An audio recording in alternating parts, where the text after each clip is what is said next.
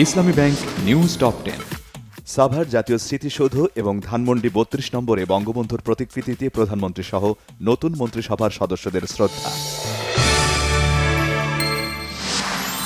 মন্ত্রিসভায় আওয়ামী লীগ ছাড়া ১৪ দলের কেউ না থাকলেও জোটে কোনো টানাপোড়েন নেই, জানিয়েছেন ওবায়দুল কাদের।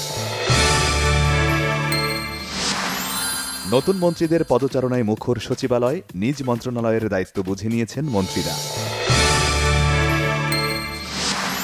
সরকার গঠনকে জনগণ পুরোপুরি প্রত্যাখ্যান করেছে, মন্তব্য মির্জা ফখরুল ইসলাম আলমগীরের। বেতন বাড়ানোর দাবিতে পোশাক শ্রমিকদের বিক্ষোভ অব্যাহত, মিরপুরের কালশী ও সাভারের শ্রমিকদের সাথে পুলিশের ধাওয়া পাল্টা ধাওয়া। টানা ১০ দিন দেশের সর্বনিম্ন তাপমাত্রার রেকর্ড পঞ্চগড়ে, বিপাকে নিম্ন আয়ের মানুষ।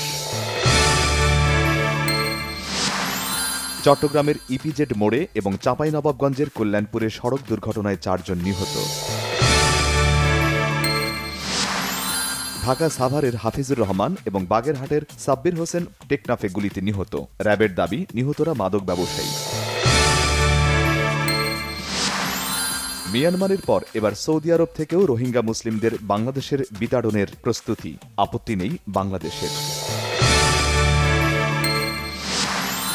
একদিনের বিরতি দিয়ে আবারও মাঠে গড়িয়েছে বিপিএল, প্রথম ম্যাচে মুখোমুখি ঢাকা ডায়নামাইটস ও খুলনা টাইটান্স।